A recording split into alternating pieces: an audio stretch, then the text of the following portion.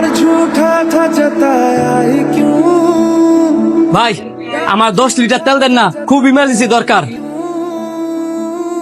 ऐसे जाना था অকটেন নেবেন না পেট্রোল নেবেন?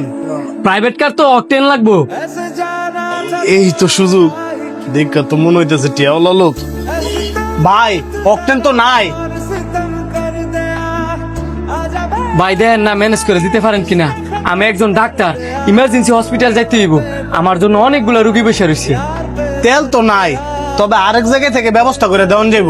350 টাকা করে লিটার পড়বো, নিবেন?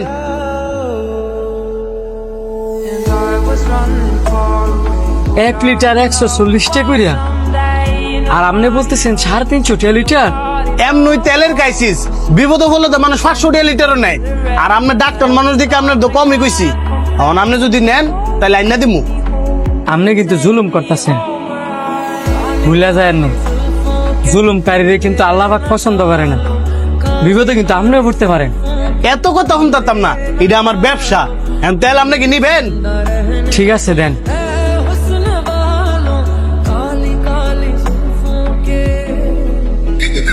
ভাই ও ভাই গো, আমার বাচ্চা তো অ্যাক্সিডেন্ট করছে।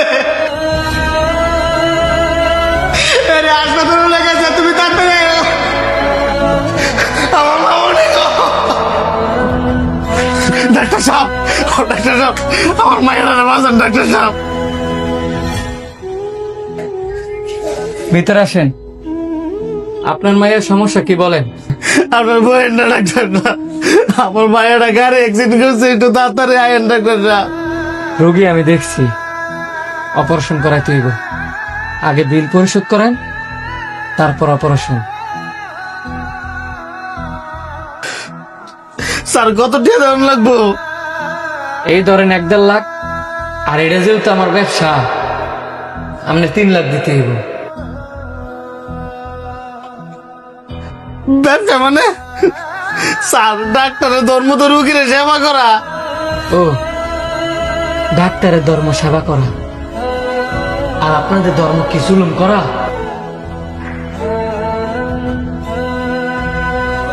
স্যার আপনি? জি আমি। আপনার একটা কথা বলছিলাম না, যে বিপদ কার কখন আসে কেউ বলতে পারে না। আমার প্রয়োজনে আমি আপনার কাছে গেছিলাম, আর এখন আপনার প্রয়োজনে আপনি আমার কাছে আইছেন। একটা মানুষ বিপদে পড়লে তার কাছ থেকে জুলুম করে ব্যবসা করতে হইল, এটা কোন ধর্মের মধ্যে আছে? এখন আপনি বলেন, আপনার জন্য কি করতে পারি? স্যার আমি আমার ভুলটা বুঝতে পারছি স্যার। ওই জন্য আপনার জুতাতে আমার দুটা মারে দেন স্যার। তারপর আমার ভাইয়ের চিকিৎসাটা করেন স্যার। আমার একটা মাত্র ভাইয়া স্যার, আমার ভাইয়ের চিকিৎসাটা শুরু করেন স্যার। দেখেন, আমরা সবাই ভুল করি, আবার ভুলটা বুঝতেও পারি। কিন্তু আমরা এমন কিছু কিছু ভুল করি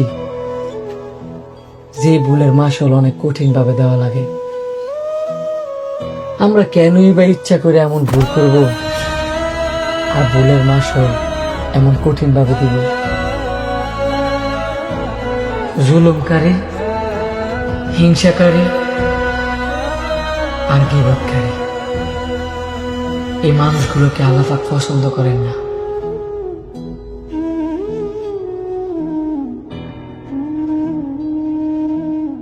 আপনার মায়ের অপারেশন অলরেডি চলতেছে, টেনশন মুক্ত থাকেন, আল্লাহ ভরসা।